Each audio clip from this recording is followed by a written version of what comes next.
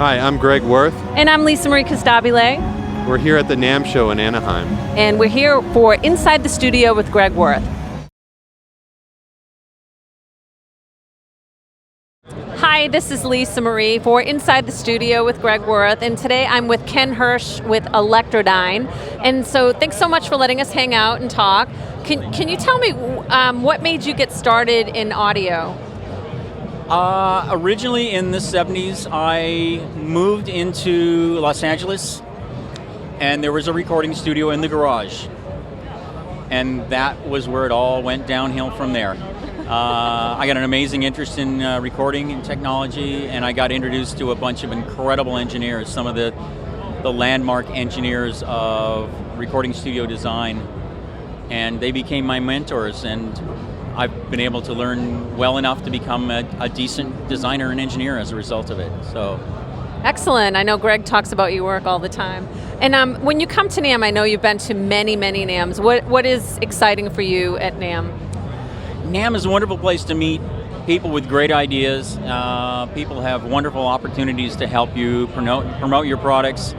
And it's also really, this is the melting pot where ideas and possibilities really come together, and people are able to get the opportunity by accessing either the people they meet or the products that they get a hold of to really make their dreams a reality. That's wonderful, dreams a reality.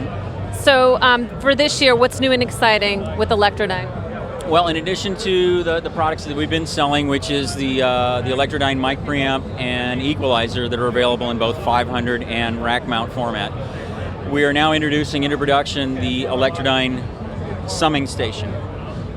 This basically gives you the entire back end of a pro audio studio.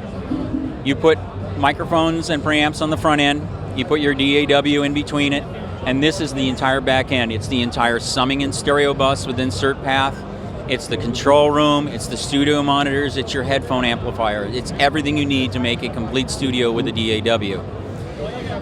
All of it's built, let's put it this way, the entire mixing signal path, the stereo bus, the inserts, the actual mix path that you're working with is lifted straight out of a 1970s Electrodyne console. Same kind of console that the Beach Boys used, that Motown used, Stax Records in Philadelphia, Al Green, etc. And some of those old amazing albums that we've heard from the 60s and 70s that you listen to and you can't believe the sound quality. Then I've added an extra twist to it where you can control the sound of the mix bus by changing it from that huge envelopment, sort of warm and bright tone, to a much more smoother and silky tone without really changing the signal path. You're still running this through the same discrete electronics, the same amazing transformers, which oddly enough are still made by the same manufacturer that designed them back in 1968 for these products. Our manufacturer is still in business, still making the same parts for us. The whole idea is that it's a one-stop solution. I built this in cooperation with a request from Joe Barisi. We love Joe. We're huge fans and friends. Our wonderful friend, Evil Joe. The man is a genius and really, really cares about sound. And he didn't see a solution for all the people that are trying to do something that is a real studio, but in a manageable form factor. And so we sat down and figured, what are the absolute essential features for a professional studio device that you can use with your DAW, and you don't have to go and buy 2 or 3 different devices, spend ages trying to find the right cables and put 25, 30 pounds of cables together, and then still end up with a solution that is a compromise. There's no compromise designed into this. It's all very high quality parts, extremely high level of tracking on the potentiometers. We actually had to order custom potentiometers made for this so that we didn't get image shifting as you turn the stereo tracks up and down. Okay. So, now, if you had any advice for someone new starting out, just coming out of school, would this be, because you said it's a one-stop deal, would it be something that a newbie, or do you think they would need a little bit more training or experience? The nice thing about the Electrodyne product line is it's designed to be accessible to all levels. The keep it simple, stupid principle of Electrodyne. In other words, the idea is make it simple enough that you can walk up to it and in 15 seconds you can get a sound out of it. But like with any quality piece of equipment that has a little bit of depth to it, the more you use it, the more you find you can get out of it. And that's the entire principle of Electrodyne. Yes, it's very simple. It's designed to do several things very good, but it's designed with enough latitude in the design and the technology that's in it that as you get to use it more and more, you find it has more subtleties, it has more capabilities. I wasn't aware I could get that sound, but now that I'm more educated, I understand that this piece is not one that I'm going to get rid of. It will last a lifetime, but you can access it at a price point for a boutique audio product. They literally are boutique level quality. It's accessible at a price point that somebody who's really ready to get serious, even from a very beginner to a professional, these are the right tools. Well, thank you so much for hanging out with us at Inside the Studio with Greg Wurth. This is Ken Hirsche for Electrodyne. Thanks so much here at NAMM.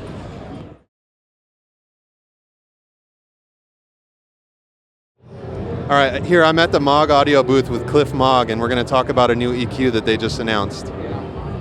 This is the EQ4M, and the difference between it and like the EQ3D that you have is this is a lot more accurate, and it has more features than the EQ3D that you have. First off, all of the band passes, its sister band pass, the potentiometers are matched. So when you go to gain them in that particular frequency or cut, they track each other really accurately on each band pass. Then the other thing that this is 18 volt rails in it, so it has about a dB and a half more of headroom than our EQ4, the 500 series. Another thing that we have in this is the attenuator. So now, as we go to gain with EQ and boost or cut, whatever we're doing, if we're gaining, we're able to back that down with a great attenuator. And then the final thing that we have that's really different on this is the air band. We've added 15K as another band pass that you can choose for the air band. And then we're able to have the in and out of the air band so that we can preview it without taking the rest of the EQ out that you did. So you can hear how much air you've added to the EQ that you landed on.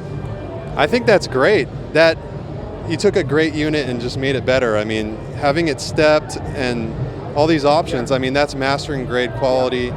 So thank you. I mean, very accurate. I appreciate that because it's hard, like when you announce it, I didn't know anything about it, but I was thinking, man, it's always great to see a new unit, but what's different? Yeah, it's great if you make it better, then you have a reason to want to get the new one. There's one more thing too. When you take it out and you disengage, it's a hardwire bypass, so it's totally gone. And so now you can A/B with what your actual source is without it going through any op amp to normalize it out. So. Well, that's fantastic. Yeah. I would love to check this out. I actually did a stereo bus EQ video where I showed just playing some songs that I mixed and just put it on there, and it would be people wanted to. They asked me if I could demonstrate how this sounds compared to the old one, so maybe I can get one. Oh man, we need to talk to you and take our card, and we'll work something out where we can have you check it out. Yeah, I would love to. Yeah, I enjoy this unit a ton. Myself, personally, I use it in the studio all the time now, and I have all of them. The EQ3s, I mean everything I have. I build them all. Well, that's great. It's great to know that the person behind understands music and you know what people want. It's the accuracy that I want. I want to be able to return, and I want to be able to turn them, and they're identical on both sides. That's the hard thing with an EQ3D that you have. It's like where do they null out where they're flat? And when you set these to flat, they're within literally a tenth of a dB of flat all the way across when you set them to that center detent position. So that's really important to us. I have to literally take each band pass and set every single band pass at the center position. That's really great. I can't wait to check it out. I can't wait for you to. Thanks for showing us this unit, and I hope to talk to you again soon. I'm here with Paul O'Farrell-Stevens with Unity Audio, and we're here to talk about some new products that they have here at NAMM. So what do you guys have?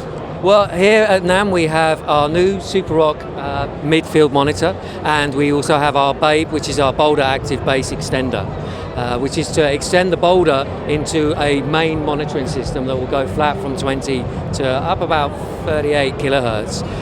We found that we weren't really wanting to get into the main monitor market because there's lots of studios that are closing, etc., etc. So we wanted to come out with a main kind of monitoring system that was truly flexible. So you can buy the Boulder to begin with, and then you can add the Babes as an extension cabinet. You can actually add 4 of them as well, which gives you a total system power of about 4 to 5K. And it's flat down to 20 hertz, as I say. It's a very, very powerful system, very, very clean. We're using a sealed cabinet topology. We have our own DSP as well that we've written. We have a separate unit, separate amplifiers. So it's a really, really good, it's a very, very powerful, very, very articulate and detailed system. Nice and smooth, nice and tight too. That's great. I mean, I'm very familiar with the Boulders. Personally, I wouldn't have changed anything, but I guess you guys are never happy. Well, it's a thing of continuous development, and we were aware that the Boulder kind of rolls off at about 33 hertz, which is great if you're tracking and so forth, but for a mastering application, we really wanted to have something that went straight down to 20. But of course, it's difficult to do that with a small cabinet. So I guess like most things Unity, we gradually got carried away and ended up with these things. So they sound fantastic. They retain our tight signature sound that is unique, I think, to us in terms of transient detail for the attack phase and the decay phase too. So I see that you have the Super Rock here. That's right, yes, we have the exclusive of the Super Rock here in the United States.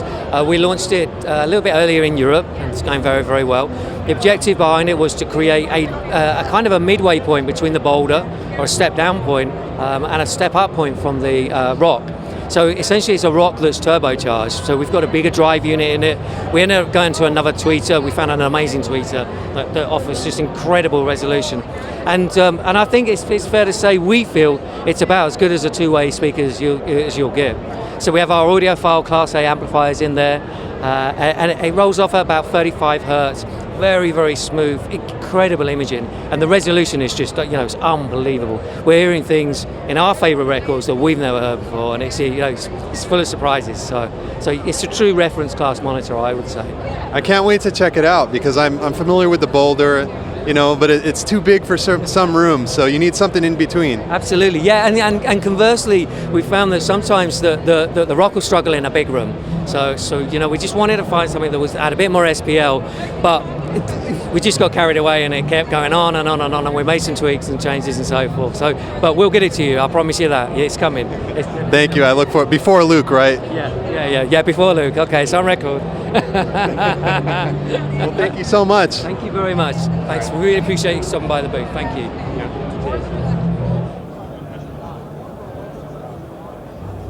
I'm here at the Wave Distribution booth with Justin LaRocque, and he's going to show me what they have to offer.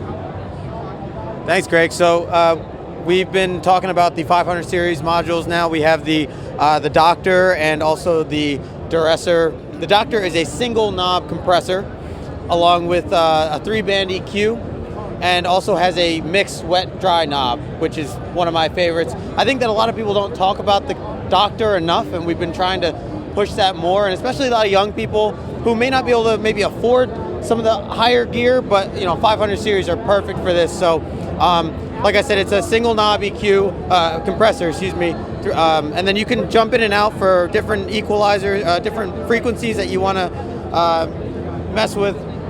And then the mixed dry knob takes the compression out if you don't want it, and you still can EQ. And then the Duressor is they took the DS section from the Little Freak, and they made it a 500 series module. So you can get a lot more detail, a lot more in depth than just being able to fiddle with it on the Little Freak. And they both come in horizontal or vertical, depending on what rack you use for your 500 series modules. Cool, well thank you, that's great. This fantastic products, I've been using them for years, so I love seeing them still around and coming out with new stuff. Very cool. So thank you very much. Absolutely, thank you. Hi, this is LaRocque for Inside the Studio with Greg Wurth, and today we're here with Ian. and Michele, his wife over there, and we're huge fans of Tree Audio, and Ian and Michele are huge, great friends of ours. So what's going on in the world of Tree? Well, let me show you a few of our products right now. This is the Roots console. We've had this out for about 3 years now. There's about 40 worldwide in sales. They're in Europe, Australia, all over the U.S., all over L.A., wherever we can sell them. Anyway, I'll go through the channel strips for you. It's all tube-based, 2 tubes in it, 6072 and a 12AX7 on each channel. There's a limiter built on each channel. There's a Baxendale style EQ on each channel, a DI, a mic pre. The limiter has a high-pass filter, 250 cycles. What else? 2 aux sends, pan pot, and up here is a switch for the meter select. So you can look at the input level, line input, gain reduction, and the output level. Also a switch to take the stereo bus out of the mix if you want to, and use a true direct output. Up top here, we've separated the stereo bus. So there's a stereo bus master left and right. There's an aux master left and right. You can bring in 2 other recording consoles or aux returns into the console, and it'll dump into the stereo bus. 2 meters. We've added a solo LED light now, so if you're in solo, you can see that you're in solo, and you're not looking around for switches that are kind of screwing you up. Here, the master section is right here. So this is the stereo bus level. There's a phones level. There's a phone input here. Talkback, stereo bus talkback, off or aux send talkback, so you can send it to any of those areas. There's a DI also on every input as well. Also in the, we have 4 500 series slots. We have my partner from Inward Connections, Steve Firlotte. He's got his products here, the Brute and the Bad Boy. The Bad Boy is a compressor. The Brute is a 4-band fully parametric EQ. Up top here, monitor level. Also, you can listen to the mono combine in the monitor level. Source select, stereo bus, 2-track 1, 2-track 2. And as well as a speaker select 1, speaker select 2. So that's basically the Roots console. The Roots Junior is similar to this. It's a non-bussing console. So essentially it's just channel strips. It's like mic pre's, line input, EQ, limiter on every channel. So if you don't need the bussing, or if you're using Pro Tools, using bussing through that, this would work for you as well.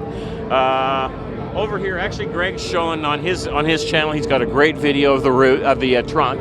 So I want you to look at that, Greg Wurth audio. So you can check that out. I won't talk too much about that. Over here we have the stem. It's an 8x2 mixer.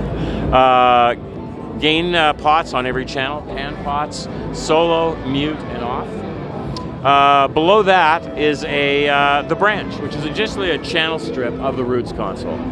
And it has every feature that the Roots console has, but we've added a few features this year, including the high-pass filter. So it's a variable high-pass filter. There's an out position, 80 cycles, 125 cycles, 250 cycles.